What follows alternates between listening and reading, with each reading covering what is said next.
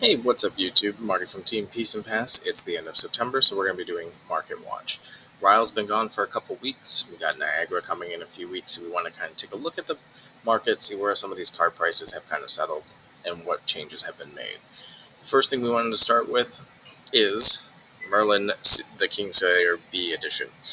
Card average is usually about $900 to $1,000, but this one in particular is the only listing, and if you want to buy it, you can take out a 30-year mortgage for $100,000. If you want it, you can do. They probably do a payment plan, PayPal 4 for 4, or you can do 6 months interest free, whatever you want to do on that end. So if you want to buy mine, I'll sell it for $25,000, no problem. I'll cut that one down and sell it for a fraction of the cost of what's listed on there. But getting started with actual Market Watch, Cheshire Cat has seen a lot of play. You have the stride stuff with Diana, with the wind deck and everything like that, just promoting OTK combos. Inert Sword, Looking Glass, all that stuff. This card is very versatile. You can copy all of your Distortion Regalias. With Inert Sword is a 3/3 stealth spell shroud, so it's very very hard to hit off the board. And because of that, average price is about 36. When it first launched, it was sitting at about that $25 to $26 price point, and now you're at 60, just almost $65. Um, so if you have extra copies and you want to offload them, you can probably easily get $50 all day. You might be able to get that $60 price point because some people have been buying them. Moving on to seal coverage a little bit. So Carter, the Alter Edition version is sitting at about 55. Um, there's a few listings on there, 58. The other Carter is sitting at about 64. 63 $64. There's very few listings of these. Seal has been seeing a lot of increase in play. You have the water control build that Caven got second with on the online regional. You've seen Fire with the control aspect, like Lidrosol is played and other people like that. So because of that, Carter is one of the best cards in there. Healing, cleaving, does everything. So hopefully you've had your copies. Maybe we'll see another Alchemical Revolution Alter run and kind of bring these back down into the mid-40s where they were at. But we'll definitely see in the future. Serene Spirit of Fire. Seal has been increasing in that kind of play aspect. Average price was about 30. Now you're sitting at about $50 for the card. Fractured Crown is out of print, obviously, as we know, and therefore this card is going up in price because of it. So you have all of your $50-ish marks for the regular copy. If you want a foil, it's sitting at about $300 on TCG. Sadi. Sadi's another card that's kind of creeped up in price again with the MRC and ALC stuff. Tristan is one of the 3 wind decks that are being played. You have the Ally Stride with the Ranger Boot stuff. You have Cerulean, and then you have Tristan. Notably, Tristan's the more popular version of it, and this card is seeing an increase in price for sure. You have one listing at 45. After that, it's going to jump back up to $60 to $75. The one thing you want to keep in mind as well is that Merlin is an assassin, so you get your class bonus aspect with Agility 3. You can put some preps, do the slice and dice shenanigans when we get that in December. So hopefully you have your copies of Sadi. Hopefully, or if not, maybe some MRC, a rerun of the Altar to kind of bring these down a little bit. Hopefully cool off that price point for sure. Heavenly Guide. A lot of people are kind of playing one in the main. Caven played one. He played 3 Dungeon Guide just because there are so many level 3 decks right now. You have Seal, Merlin, Lorraine, etc., etc. So a lot of people are either maining one of this or maybe siding 1 to 2 just because there's so many relevant level 3 decks right now. And that's one thing that's beneficial of the game. I personally like when there's a level 3 decks and that kind of strategy versus just beating face and pushing aggression. But there's one listing for 15, so if you need a copy, snag this one real quick. After that, it's about $20. I think that's perfectly good for a price point that you're not running 4 of it. You're running 1 to 2, so if you need a couple copies of it, for sure you should pick that up. Speaking of guides, let's talk about Liminal Guide. So this card has fluctuated around in price, obviously with the Ryle of the Abyss banning. A lot of people were actually selling them at like $50 at one point, but they've kind of been at that $40 price point for a little while. and that's kind of where they've kind of settled that. There's a lot of ways to either mill it, discard it, whatever, to get that advantage of drawing. It's definitely going to continue to see play. It's an excellent card. Cremation rituals, once you bring it back to draw cards, primordial ritual, whatever the case may be. So you have lots of copies here listed at around 40. So if you need to pick up a playset, spend about 160 if you haven't gotten any of yours. Now, it is a super rare, so you can always roll the dice and gamble with opening some DTR. It's not like it's an ultra rare where you're only getting one. There's 6 of them per box, so you can definitely roll the dice and risk it to see if you can get one. This card is actually pretty opened. We opened a few cases. I ended up acquiring 7 copies of it. My teammate Gavin opened like 5 or 6 out of 3 cases, so it wasn't too bad. But if you just want to jump the gun, get them right off rip, $40 a piece is what you're looking at for those guys. Lightweaver's Assault. Xander got a little bit of a boost when Ryle was there. It just gives it a lot more draw. Because that package is gone, people are just reverting back to how Xander was originally. Because of that, though, there are some price points that you want to consider. Lightweavers at one point, about a year and a half ago, was almost $40 a piece. You can get altars for about $7 to $8. So if you're considering Xander, this is definitely something that you may want to pick up. Actually about $9. There's a couple right here for the $6.99, but $9 a copy is not that bad for Lightweaver's Assault. If you really love Xander and you've been wanting to try it, this might be your opportunity to get those. With the meta shift and changes, and maybe some of the stuff that's coming in Phantom Monarchs, obviously with Merlin being an assassin, those class cards may tailor over to some cards that Xander can use. And if Xander uses them, they will probably grow in popularity. So maybe have your copies on hand ready to rock and roll if you are looking to do that. Fractal of Polar Depths. Water Genbu has become quite a bit more popular because of the Ryle slowdown and things like that. Genbu is one of those decks that people need to be on the watch out for, because obviously that is one deck that can kill from various areas, right? You have Fugue that can make Genbu a big swinger. You have Stratagem that can just burn the damage with the float, but you can also mill people out. And because of this card has also gone up in price a little bit. Originally, it was sitting at about $8 to $9, pushing the 10-point price point between July and August. Right now, you're sitting at about $15 for 2 copies, and after that, you're looking at about $20. So, if you have a couple copies you want to offload, that's definitely something to do. But if you need them, hopefully you get them sooner than later. Fracturize. Again, another water card.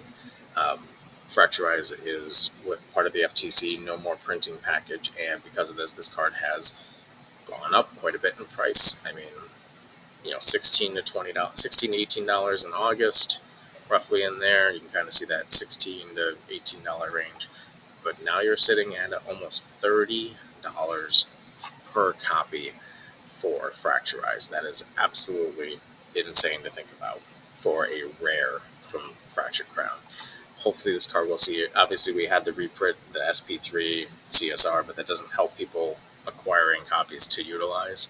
So hopefully maybe we'll see a reprint run of this card either in Monarchs or in the Capstone set that they are launching next year.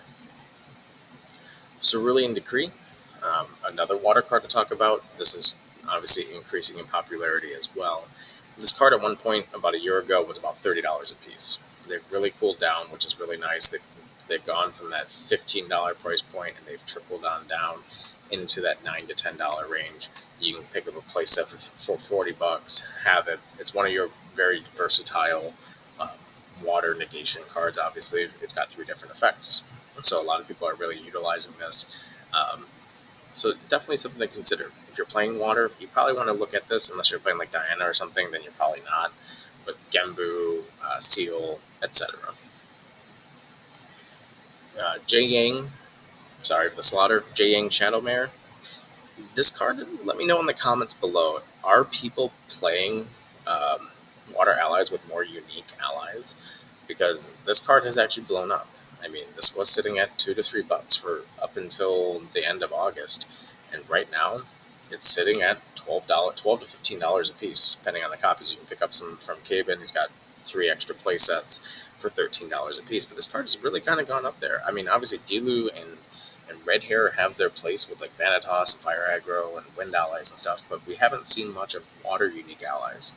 So I'm wondering, have you been seeing more? Leave that comment down below. Let me know why that's actually up there in price. Now, let's talk about Ryle. Ryle got banned. Ryle was a $9 to $10 rare.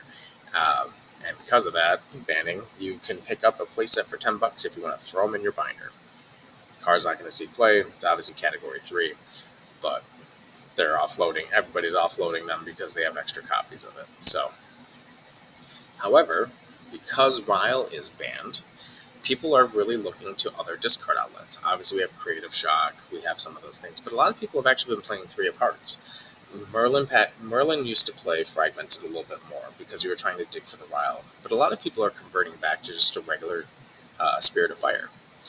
This will allow you to pay 3, put the the Three of Hearts into play. You still have 3 cards left in your hand, and then you can pay 2 for the cardistry effect, draw a card and discard 1. Well, you can leave a Liminal Guide in hand to discard for a draw, or you can discard a Float for that free level up. And that 2/3 body for just a little bit of chip damage is excellent. And obviously we have Suited, and that's also a deck that's very viable to see play as well. So it's sitting at about a $5 card. It's kind of seen that increase. It was very cheap at the beginning, but because of that popularity of its versatility and what it does, we've seen that increase in price as well. Something that has gone down in price, which is a benefit for everybody, is Dream Fairy. Again, that little bit of a wind not being played so much. You've seen this card be at about $14. It's steadily gone down because it's not the most utilized wind card, but it is played for sure. I played in Tristan, obviously getting rid of Cerulean, Gembu, whatever problematic, Frostworm Paladins, whatever the case may be. So you can pick up copies now for about $10 a piece. So if you haven't gotten your Dream Fairies, maybe now might be the time to get your extra copy or 2 if you need it. So that way you have it ready to go. Censor a restful piece. Obviously, it's still very much versatile in play.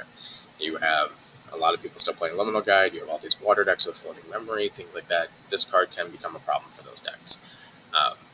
This card was $3 at one point. It's kind of blown up. You can see that it's currently listing $10 or $11 actually. And currently, you can see before I even refresh the page, this is not on there anymore. A lot of people are looking to buy that out, and so that's actually a little bit harder of a card.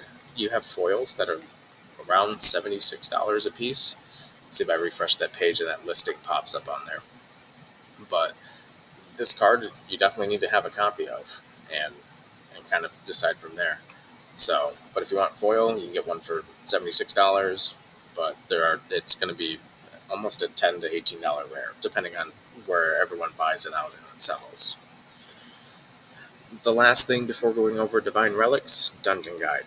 Dungeon Guide is, now that we have more level 3 decks, we see a lot more people playing them, and therefore it's sitting at about $25 to $30 a copy. We got that reprint in Mortal Ambition. It didn't really help too much, so hopefully we see another reprint. Quite frankly, honestly, if you put a copy or 2 in a Recollection deck, it'll really bring these prices down, even if it's just one copy.